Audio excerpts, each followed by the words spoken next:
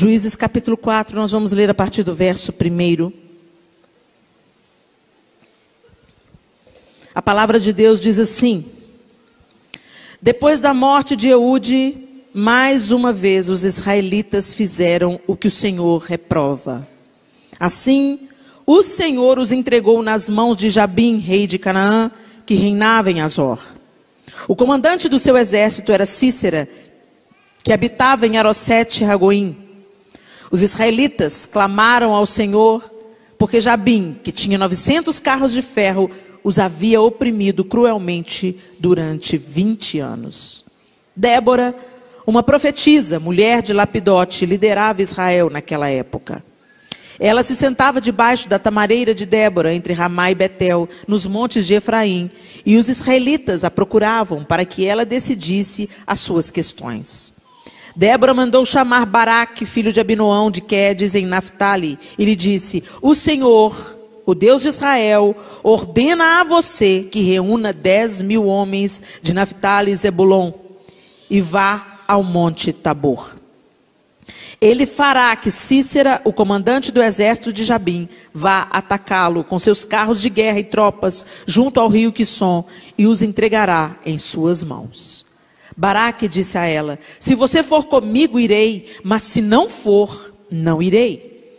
Respondeu Débora: está bem, irei com você, mas saiba que por causa do seu modo de agir, a honra não será sua, porque o Senhor entregará Sísera nas mãos de uma mulher.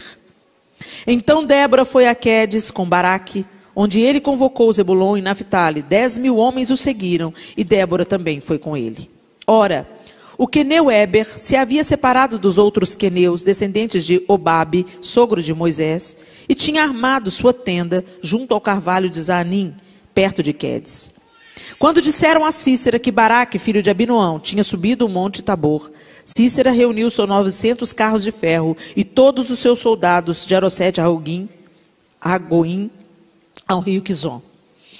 E Débora disse também a Baraque: vá, este é o dia que o Senhor entregou Sísera em suas mãos. O Senhor está indo à sua frente. Então Baraque desceu o monte Tabor, seguido por 10.000 homens. Diante do avanço de Baraque, o Senhor derrotou Sísera e todos os seus carros de guerra e o seu exército ao fio da espada. E Sísera desceu do seu carro e fugiu a pé. Baraque perseguiu os carros de guerra e o exército até Arosete-Ragoim.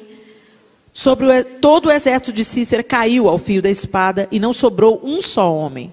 Sísera, porém, fugiu a pé para a tenda de Jael, mulher do queneu Éber, pois havia paz entre Jabim, rei de Azor, e o clã do queneu Éber. Jael saiu ao encontro de Sísera e o convidou: venha, entre na minha tenda, meu senhor, não tenha medo. Ele entrou e ela o cobriu com um pano. Então, estou com sede, disse ele. Por favor, dê-me um pouco de água. Ela abriu uma vasilha de leite feita de couro, deu-lhe de beber e tornou a cobri-lo. E Sísera disse à mulher: fique à entrada da tenda. Se alguém passar e perguntar se há alguém aqui, responda que não. Entretanto, Jael, mulher de Éber, apanhou uma estaca da tenda e um martelo, e aproximou-se silenciosamente, enquanto ele, exausto, dormia um sono profundo. E cravou-lhe a estaca na têmpora, até penetrar o chão, e ele morreu. Baraque passou à procura de Sísera, e Jael saiu ao seu encontro. Venha, disse ela, eu mostrarei a você o homem que você está procurando. E entrando ele na tenda, viu ali caído Sísera, morto, com a estaca atravessada nas têmporas. Naquele dia, Deus subjugou Jabim, o rei cananeu, perante os israelitas. E os israelitas atacaram cada vez mais a Jabim, o rei cananeu, até que eles o destruíram. Essa história nos é muito conhecida. Muito se ouve falar sobre Débora, a profetisa, juíza. Me chama a atenção o início do texto que diz: depois da morte de Eude, mais uma vez os israelitas fizeram o que Deus reprova. Gente, quando eu olho para a história de Israel, era um povo obstinado. Era um povo que hoje experimentava a bênção e no dia seguinte estava se desviando do Senhor. Hoje eles jubilavam na presença do Senhor, hoje eles comiam maná, hoje eles vinham a bênção vindo dos céus. E amanhã eles reclamavam, eles murmuravam. E a gente já viu algumas coisas aqui no culto femininas mesmo, em outros episódios do povo de Israel. E quando eu olho para o povo de Israel e para a história do povo de Israel, e eu procuro entender por que essa história está aqui na Bíblia, completa, com riqueza de detalhes, não tem outra resposta que me venha, a não ser o que um dia o próprio Espírito Santo falou ao meu coração. Eu falei, Deus, como é que por que você não acabou com esse povo? Que povo obstinado, que povo teimoso, que povo reclamão. Estava no dia da bênção, daqui a pouco está reclamando. E o Senhor docemente me ensinou. É como você. Vocês são assim. Helena, eu abençoo você numa semana, na semana seguinte você já está reclamando. Eu falo com você, eu te dou uma bênção, eu te dou uma instrução, você obedece aqui. Na semana que vem você já esqueceu. No mês que vem você já esqueceu. De todo o bem que eu já tenho te feito. Uma coisinha suficiente para você reclamar. Entre tantas bênçãos, tanta provisão, tantos milagres, tantos livramentos que eu já dei. Eu falei, meu Deus, nós somos esse povo. E quando a gente olha para a jornada do povo de Israel, a gente também identifica a jornada humana. A jornada humana é o deserto. Nós também já dissemos isso aqui. Tem a aridez do deserto, que é o mundo. Tem o sol causticante. Tem a ausência de quase tudo. Mas Deus providencia a coluna de fogo para te aquecer à noite. Deus providencia a nuvem que te segue para te proteger do sol causticante do mundo. Deus providencia o alimento para cada dia, o alimento espiritual e o alimento físico. As vestes do povo de Israel não se desgastavam, as sandálias dos pés não se desgastavam. A presença de Deus estava ali e a presença de Deus era suficiente. E continua sendo assim hoje. Está tudo quebrando, tudo ruindo, tudo de mal a pior aí fora. Mas a presença de Deus deveria ser suficiente. E ela está sendo suficiente para muita gente. Que não se abala, que não se abate, que não se entristece, que não se intimida e continua nas suas frentes de batalha entendendo que a jornada humana no deserto vai passar. Deus está reservando Canaã para a gente. E de vez em quando na jornada, Deus envia Elim, lugar de refrigério, lugar de descanso. 70 palmeiras, 12 fontes de águas. No meio do deserto, Deus providencia também o refrigério. E assim é na nossa vida. Tem dias difíceis, a jornada é difícil, o mundo é árido, é desértico, tem muita hostilidade onde nós estamos vivendo, mas o fogo do Espírito Santo está conosco. A sombra do Onipotente está sobre nós. Nós estamos guardados nele.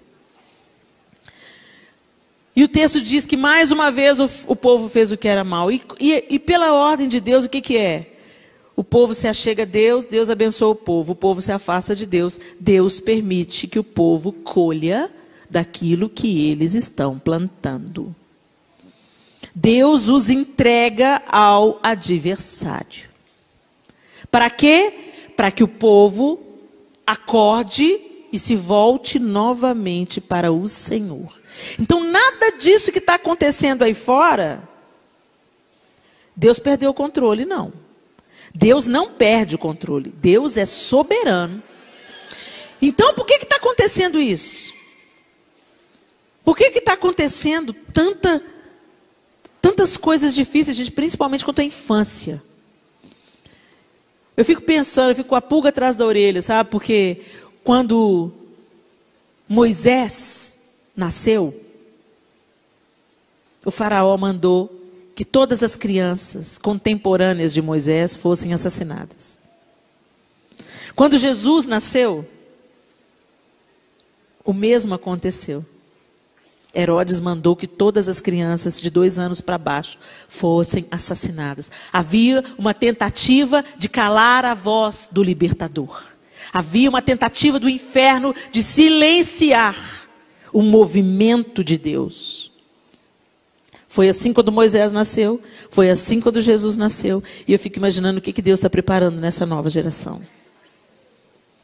Por que as crianças estão sofrendo tanta perseguição, tanto abuso? Por que tentam impor às crianças ideologias que são contrárias, trazendo confusão para a cabecinha da meninada?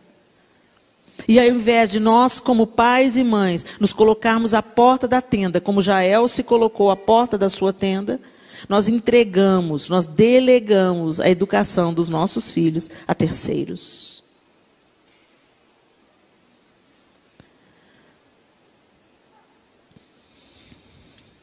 O Senhor permitia que a opressão do inimigo viesse sobre o povo.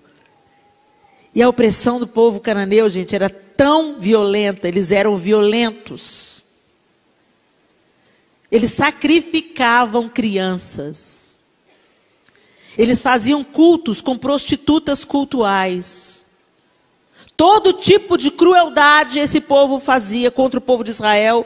E o povo não tinha medo de andar, de viajar de um lugar para outro. Tinha medo de sair, porque se os carros de Jabim colocasse a mão, as mulheres eram estupradas, os filhos eram levados cativos, os homens eram assassinados ao fio da espada. Era uma opressão terrível. O povo estava desesperado, desanimado, abatido, dividido. E vieram a Débora.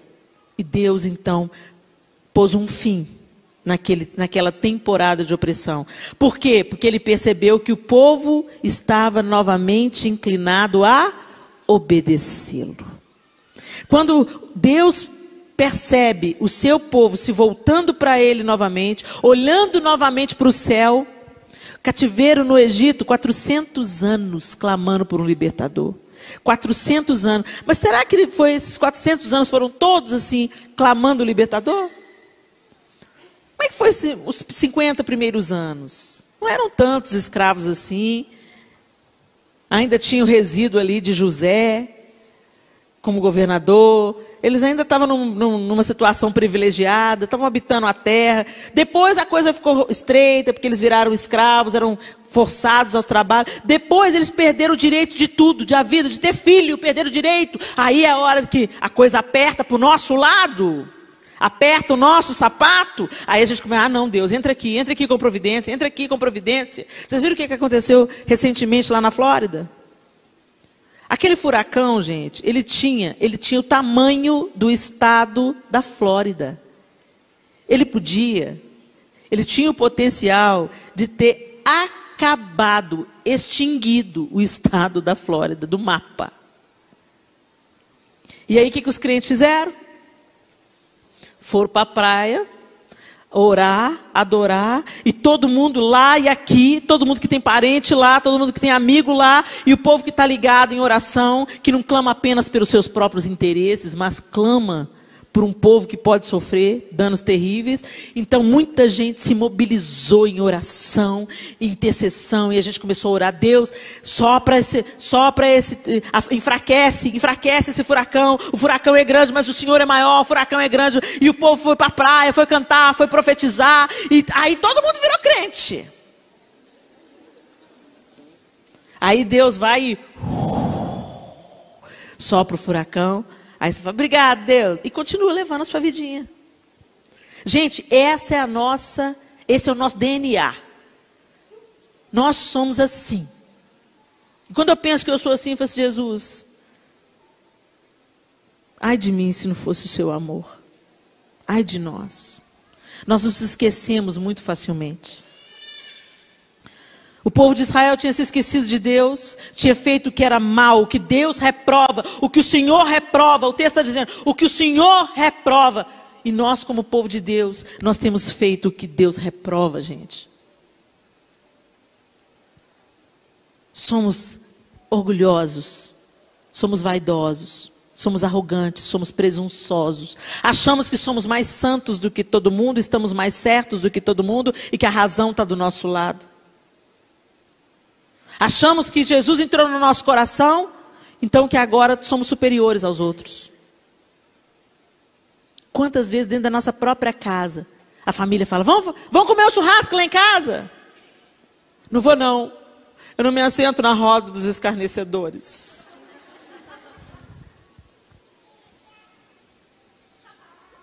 Deus tem misericórdia de nós. E Jesus, então, o que ele era? Ele se sentava lá no meio dos pecadores, e aí? A quem a gente está imitando, gente? A quem a gente está seguindo? A quem a gente está seguindo? Será que no momento que nós somos agredidos, nós temos oferecido a outra face? Ou a gente que quer ganhar a briga? A gente que quer ganhar no argumento? Não é por força nem por violência, mas pelo Espírito do Senhor. É isso que a Bíblia diz. Se nós estamos cheios do Espírito, não tem briga, não tem demanda. Você simplesmente fala a palavra, declara a palavra, decreta a palavra. Se a pessoa acreditar, bem. Se ela não acreditar, você não vai virar inimiga dela por causa disso. Você vai estar sempre lá, orando por ela, até o dia que ela crer e se render, e você vai se jubilar e se alegrar com a rendição daquele. Nós estamos como o filho mais velho da parábola do filho pródigo. Aquela parábola do filho pródigo, gente, ela foi escrita para os fariseus. Ela foi escrita para aqueles que creem. Ela foi escrita para aqueles que obedecem. Porque o texto que antecede a parábola do filho pródigo, os fariseus estão questionando. Por que você está comendo com pecadores? E Jesus conta 3 parábolas, e a terceira dessas é a parábola do filho pródigo.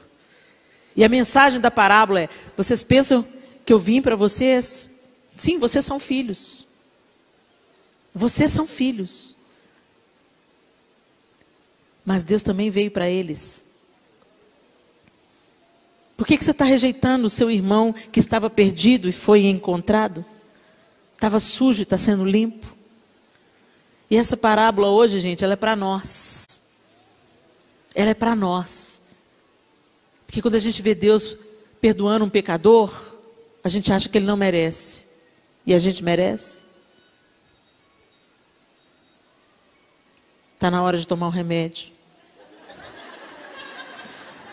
Esse é o único motivo para o celular ficar ligado no culto, né, gente? Tem que lembrar do remédio.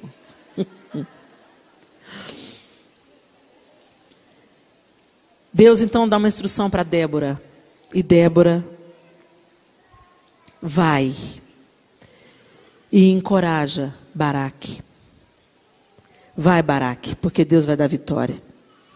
Mas hoje eu não quero falar de Débora. Num tempo que as mulheres eram consideradas de segunda categoria, não é isso que Débora parece ser. Deus levantou Débora. E ela não era apenas profetisa, mas também juíza. Ela julgava entre as demandas do próprio povo de Israel. E Deus usava Débora com poder e autoridade. Será que você é uma Débora dessa geração? Será que Deus pode contar com você para que você seja uma profetisa e juíza? Será que Ele tem encontrado em você um coração reto? Alinhado à vontade dEle? Foi para Débora que Deus falou: basta de opressão. Pode falar para Baraque, que é para reunir 10.000 homens, porque eu vou adiante deles e eu darei a vitória contra Jabim. E Baraque veio: se você não for, eu não vou sem você não. Tão interessante, né? A gente vê um comandante de um exército dependendo de uma mulher. Não é uma concorrência de poder aqui. Não é também uma crise de identidade aqui. É a constatação de que Débora era como uma mãe para Israel. Ela mesma diz: como uma mãe, eu me levantei a favor de Israel. Não tem uma competição entre um filho e uma mãe. Um filho obedece. Um filho segue as instruções de uma mãe. O filho confia numa mãe.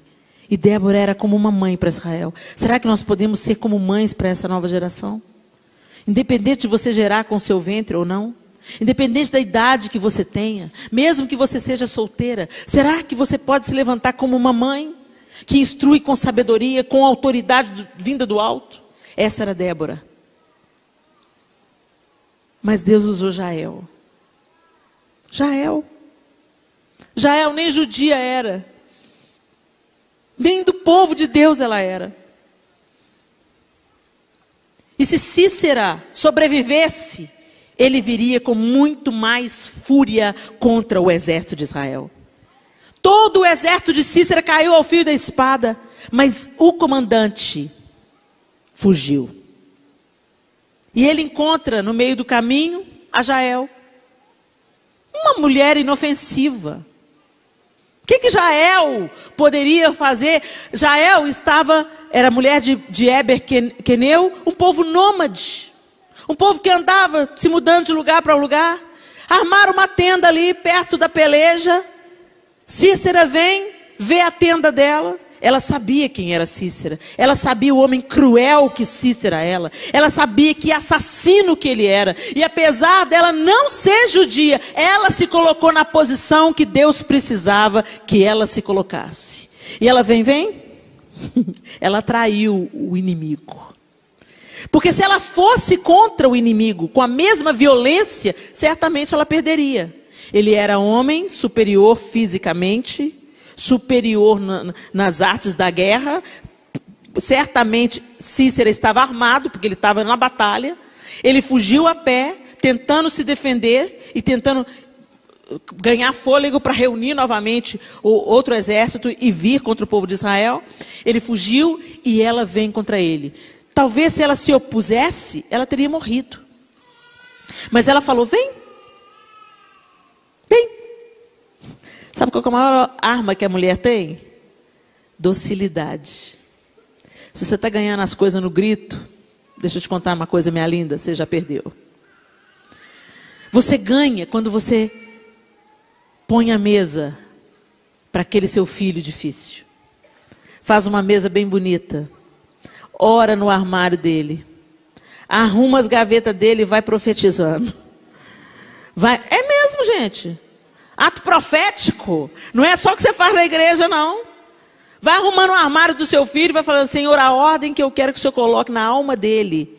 É essa ordem que eu estou colocando aqui no armário dele, Senhor. Põe cada coisa no lugar. Vai sarando, vai curando, vai libertando. Senhor, vai quebrando todo jugo de escravidão na vida do meu filho. Se levanta como uma intercessora do seu filho. Para de entrar.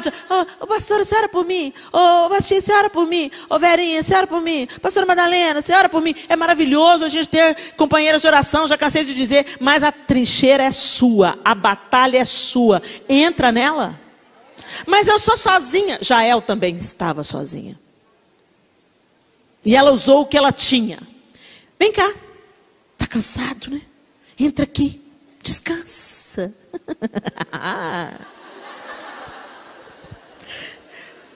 Descansa, querido. Aí ele sentiu confiança. Abaixou a retaguarda. Pode entrar. Vem cá. Deita aqui. Se alguém vier, você não fala que eu estou aqui. Tudo bem. Me dá, eu estou com sede, me dá água. Te dou leite. Querido. Não estou te incentivando a ser falsa, não, tá? Estou te incentivando a ser estrategista. Se ela caísse de pancada em cima dele, quem que ia morrer, gente? Vai ficar brigando na rede social? Sério? Vamos ser um povo mais inteligente? E não é só questão de ser estrategista, simplesmente estratégia, não. É questão de olhar para o outro com misericórdia. O outro não conhece a Deus, você conhece a Deus. Qual que é a diferença? Você conhece a Deus. Então que o Deus que mora em você transborde na hora do encontro. Puf. Na hora da colisão, puf, que Deus transborde. Seja inteligente, use de estratégia. Ela estava à porta da sua tenda. Ela não foi caçar briga na casa de ninguém. Ela estava na sua casa. E Deus entregou o inimigo nas mãos de Jael. Deus quer entregar o seu inimigo e o inimigo da nação nas suas mãos. Nas nossas mãos.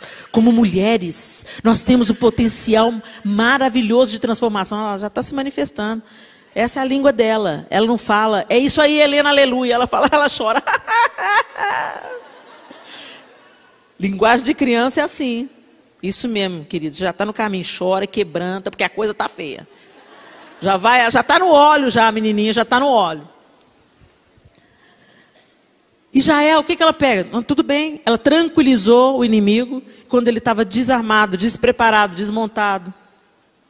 Ela pegou uma estaca da própria tenda. Você está buscando uma arma lá fora? Sua arma, Deus já te deu a sua arma. Deus já te deu a sua arma. Ele te dá as armas por igual aqui que nós temos, né, gente? Nós todas somos armadas pelo Espírito Santo. Nós temos o poder do Espírito Santo habitando em nós. A minha oração ultimamente tem sido: Senhor, me dá a consciência da tua presença em mim. Porque o dia que a gente tiver a consciência da presença de Deus em nós, e não só nos cultos, quando a gente entender, Ele está aqui, Ele está aqui, Ele está aqui, Ele mora em mim, Ele move em mim, Ele fala em mim, Ele me cura, Ele que me convence. Tudo que eu creio hoje, eu creio porque Ele me convenceu disso. Não é porque eu crio com o meu intelecto. Foi uma obra do Espírito em mim. Uau! E ele se move em mim, Ele quer abraçar o outro através de mim, Ele quer ser cura no outro através de mim, Ele quer revelar o amor de Deus através de mim. No dia que nós tivermos essa consciência, nós vamos ganhar um poder. Mas recebereis poder ao descer sobre vós o Espírito Santo, e sereis minhas testemunhas, tanto em Jerusalém como em toda a Judéia e Samaria e até os confins da terra. Ser testemunha é testificar, falando e vivendo, é sendo a prova. Eu sou a prova de que Jesus existe. Por que você é a prova? Pela minha atitude, pela minha vida. Não tinha condição de eu ser essa Helena se não fosse a obra de Jesus em mim diariamente. É isso que é testemunhar Jesus. Não é apenas pregar com o folheto, é pregar com a vida. As pessoas que te conheceram antes e te conhecem depois de Jesus falam: uau, o que é isso? É esse poder que é liberado sobre nós pelo Espírito Santo de Deus. E nós precisamos tomar posse dele. Mas a gente coloca o Espírito Santo lá nos escombros, né? Debaixo da nossa vontade, debaixo dos nossos achismos, da nossa opinião, do nosso intelecto. Coloca tudo lá debaixo. A Bíblia fala para a gente não apagar o Espírito. Significa que ele está em você, mas você pode apagá-lo. Que ele brilhe, que ele flua, que ele floresça, que ele apareça na sua vida. Amém? Nós já temos essas armas em comum. Nós temos o Espírito Santo, nós temos a palavra de Deus que nos orienta de como é que a gente deve viver. Não é só para ser ouvinte, não é só para ser ler. Você tem que ler e praticar, ler e praticar. Ler e falar: Senhor, me ajuda a viver isso aqui. Me ajuda a ser resposta em amor. Me ajuda a segurar minha boca na hora que eu quiser falar 1000 palavras.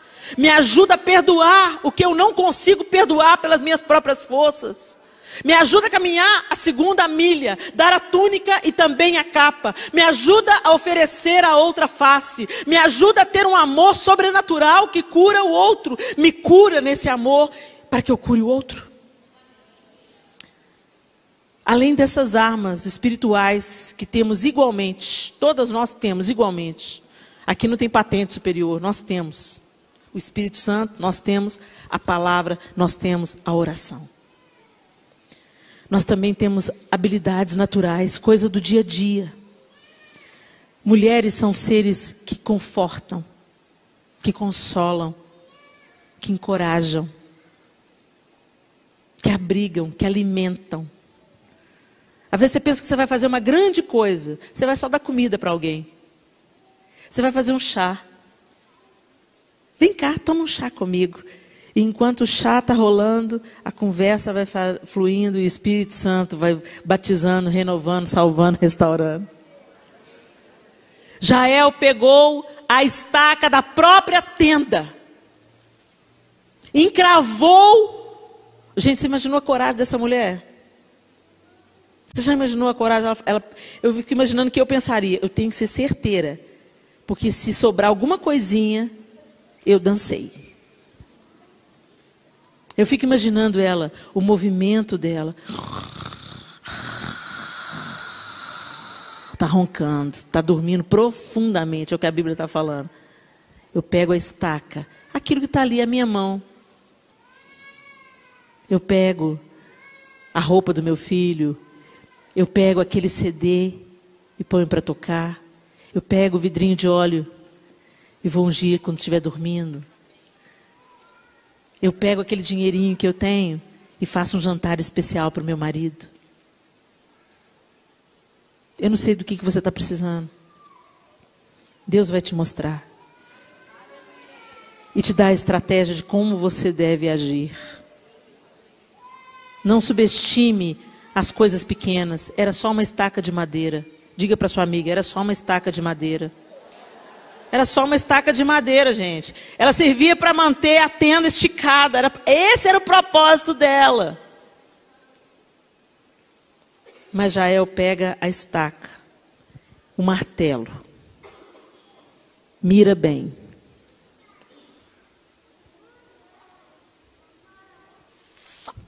Toda a força e precisão da mão daquela mulher. Morreu, não viu nem que hora. Foi dessa para pior.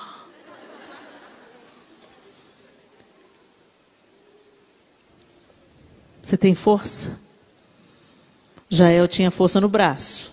Porque para encravar e ir até, atravessou o crânio dele e foi, enfiou na terra. Ela tinha força e desespero. Não é? Força, desespero faz isso com a gente. Desespero dá força para a gente. Sabe, aquelas pessoas que falam, quando alguém está morrendo afogado, não vai tentar salvar do jeito convencional, porque senão ela te leva junto. Porque ela ganha uma força descomunal pelo desespero de perder a vida. Jael estava com desespero de perder a vida. Se ela errasse o alvo, ela ia perder a própria vida. Nós estamos precisando de desespero por Deus. Nós precisamos de sede, gana, vontade pela presença de Deus, porque isso coloca força no nosso braço. Isso coloca força para a gente enfrentar um dia de chuva e vir no Femininas. Isso coloca força para a gente, às vezes, insistir com um filho que não está querendo mais nada com Deus. Isso nos dá força para a gente falar, não, eu vou tentar mais alguma coisa nesse casamento. Eu não vou abrir mão desse casamento. Eu não vou abrir mão. Eu vou pegar um fôlego. Eu vou pegar uma força e eu vou encravar a cabeça do meu inimigo na terra. É isso que o Senhor quer fazer.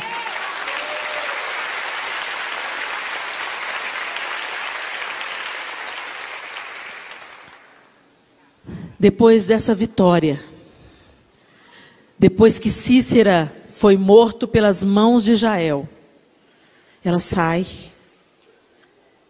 e traz Baraque e mostra seu inimigo morto, vencido. Baraque se enche de força e eles continuam, não acabou não, não acabou. Vencer, encravar a fronte do inimigo no chão, a fronte do general Cícera, foi a primeira parte do plano. Mas os israelitas continuaram contra Jabim, quer dizer, o exército não morreu. Cícera morreu, ele era um comandante sanguinário, violento, assassino. Se ele sobrevivesse, talvez essa vitória não teria acontecido. Mas porque Cícera morreu, eles continuaram insistindo até que Deus entregou a vitória. Foi assim com Davi também. Quando Golias caiu, não foi a pedra que matou Golias. A pedra derrubou Golias. O que matou Golias foi a espada do próprio Golias nas mãos de Davi, que cortou a sua cabeça. Termine o que você começou. Às vezes você, Brasil tá difícil demais, Helena. Não tem jeito mais não, vamos esperar Jesus voltar. Eu estou esperando Jesus voltar. Todos os dias eu olho o céu e falo, pode ser hoje. Pode ser hoje, Senhor. Mas enquanto eu estiver viva, eu vou querer levar comigo o máximo de gente que eu conseguir. Eu vou querer saquear o inferno, porque um dia alguém me tirou lá de dentro. E é para isso que a gente está aqui. O resto é entretenimento, gente. Nós estamos na terra para saquear o inferno. Nós estamos na terra para levar esperança àqueles que não têm, para levar Deus àqueles que não creem, para ser a resposta de Deus ao angustiado. Nós acabamos o mês de setembro. Como o suicídio aumentou. Como filhos de pastores. Filhos de pastores.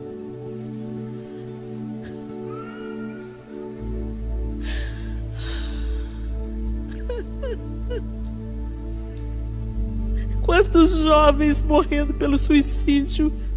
Quantas mulheres como eu e você. O nosso desespero tem que levar a gente para Deus e não para a forca.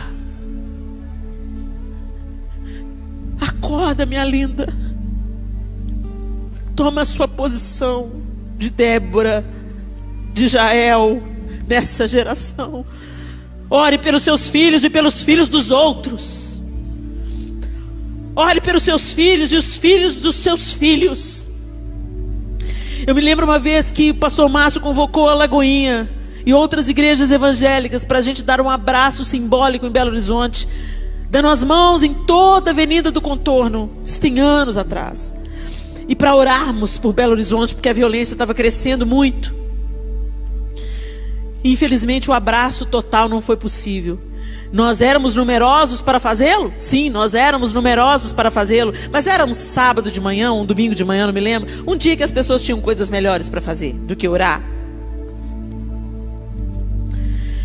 E naquela ocasião eu me lembro da Soraya Gomes dizendo para mim: Helena, o que vai precisar de acontecer para a igreja despertar? Para o povo de Israel precisou de acontecer 20 anos de opressão violenta. 20 anos. 20 anos.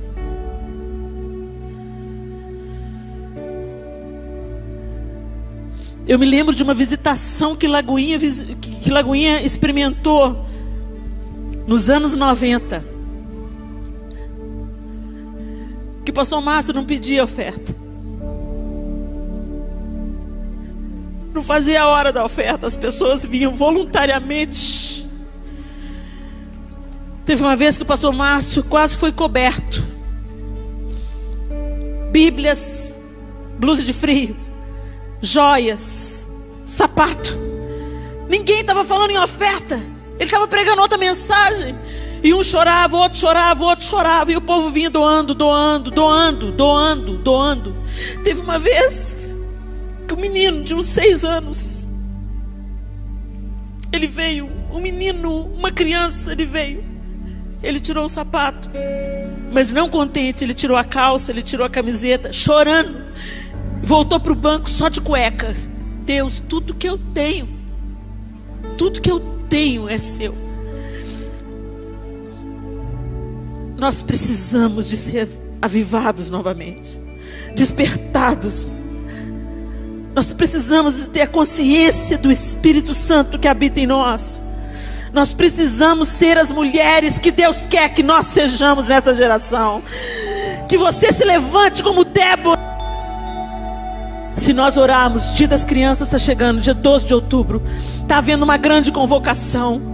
Para que as mães, os pais, os avós, as avós clamem pela infância no Brasil, clamem pelas crianças no Brasil. Essa geração, eu creio, é a geração que vai ver Jesus voltando. E se não for, eles serão responsáveis por um avivamento jamais visto na terra. Se ainda não é o momento de Jesus vir, essa próxima geração vai levar milhares de milhares de milhares de milhares de milhares até a cruz de Cristo. Porque nunca houve um levante tão grande. Vamos defender as nossas crianças com os nossos joelhos, com as nossas estacas, com o martelo da nossa oração. Defenda os seus, mas defenda dos outros também.